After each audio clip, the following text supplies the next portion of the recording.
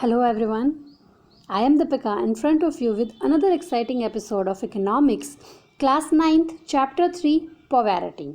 Okay, so in today's lecture we are going to discuss about the poverty line. Okay, poverty line is a benchmark which define the poverty. Poverty line क्या है? एक benchmark है जो हमने decide किया है जिससे हमें ये पता चल जाए कि पोवैरिटी क्या है, पोवैरिटी को हम किस तरह से कैलकुलेट करेंगे. जैसे हम सोचते हैं पुअर पीपल्स के बारे में सोचते हैं, हमारे माइंड में एक इमेज आती है दैट कोई पर्सन है जिसके पास फूड नहीं है, खाने को, रहने के लिए शेल्टर नहीं है, गंदे से कपड़े पहने हुए, फटे हुए. ओके, तो ये हमारी एक साइकोलॉजिकल इमेज है, एक फीलिंग है पुअर्स के बारे में. बट हम किस तरह से कैलकुलेट करेंगे, उसके लिए तो हमें कुछ बेस की ज़रूरत होगी ना, तो वही बेस है poverty line.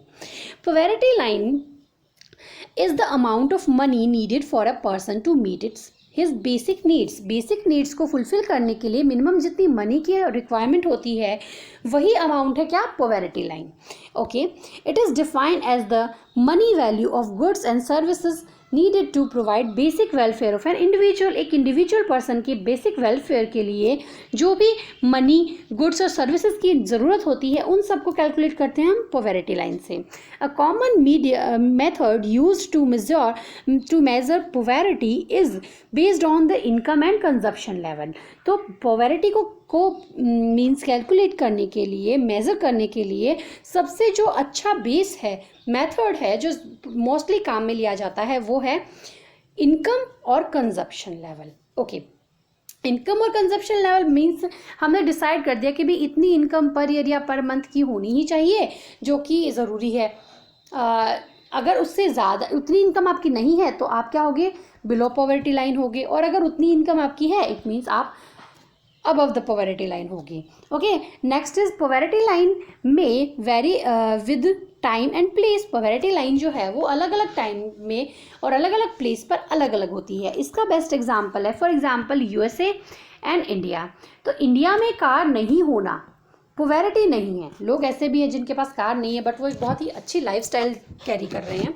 But in USA जिसके पास कार नहीं है वो पुअर हो जाएगा. ओके, तो ये क्या है? ये प्लेस का डिफरेंस है जो कि पोवैरिटी को डिफाइन कर रहा है.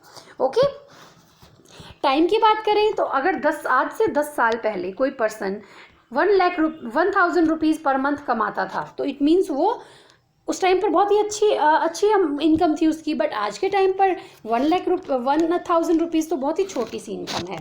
Okay, next is estimation of poverty line in India. India में पोवैरिटी लाइन का एस्टिमेशन कैसे किया जाता है?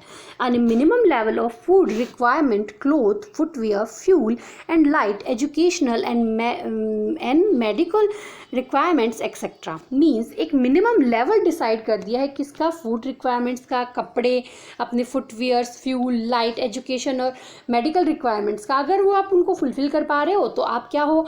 आप पोवैरिटी लाइन से नीचे हो, अदरवाइज आप उससे ऊपर हो. ओके, पूरी कर पा रहे हो तो ऊपर हो, अदरवाइज आप बिलो द पोवर्टी लाइन हो. This physical quantities are multiplied by their price in rupees.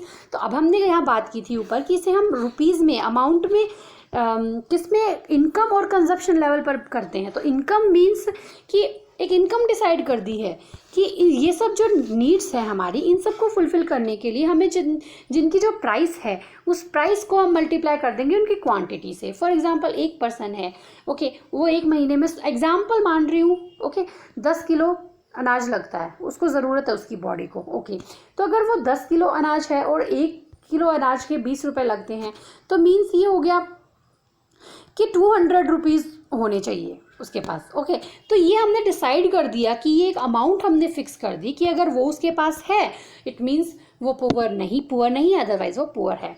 Present formula for food requirement. अब देखो, मैंने बताया था अमाउंट एक तो मनी प्लस कंजप्शन. यहाँ हम कंजप्शन की बात कर रहे हैं. Food requirement while estimating the power line is based on the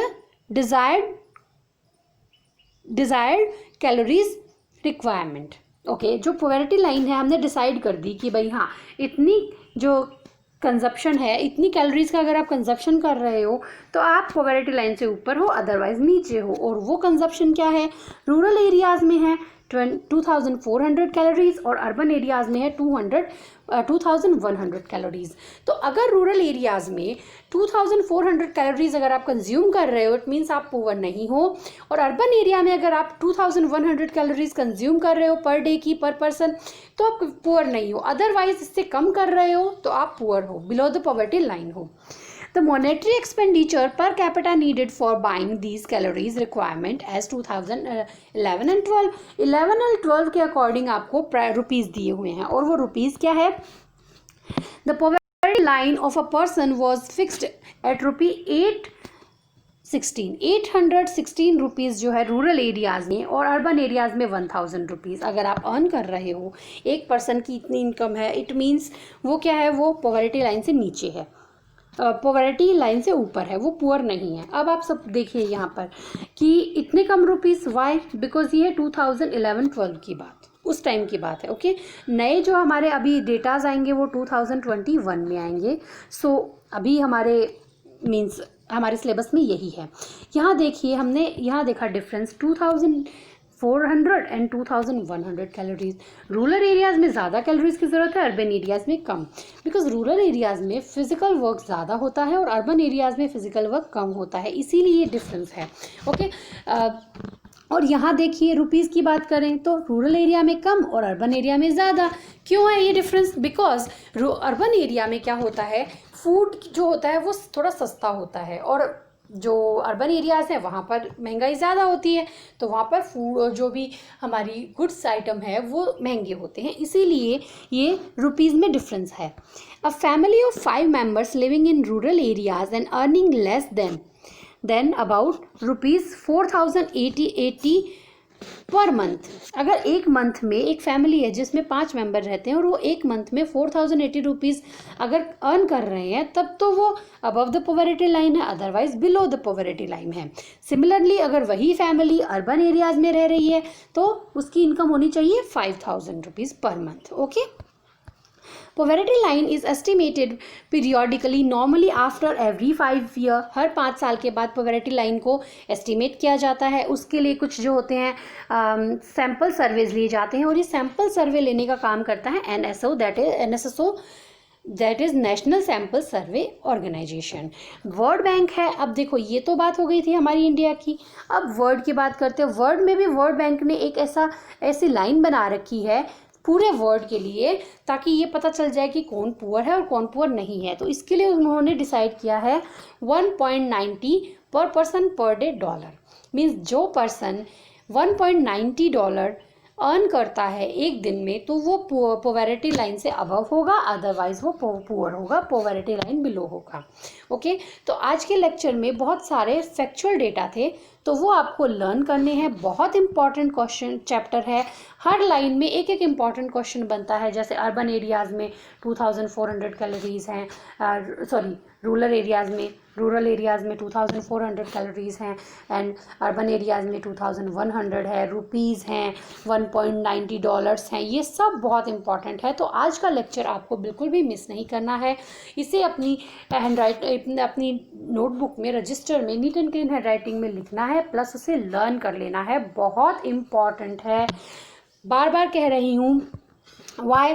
because इसकी जो लाइंस है ना, ये जो डेटा है, इन डेटा पर पूरे क्वेश्चन बनते हैं, एक मार्क्स की, छोटे छोटे क्वेश्चन। ये 2 लाइन बहुत इंपॉर्टेंट है, जो कैलोरी कंजप्शन की है, बहुत इंपॉर्टेंट है। So take it very seriously. That's it for today. If you like the video, please like, share and subscribe. Thank you so much. Good luck. Bye bye.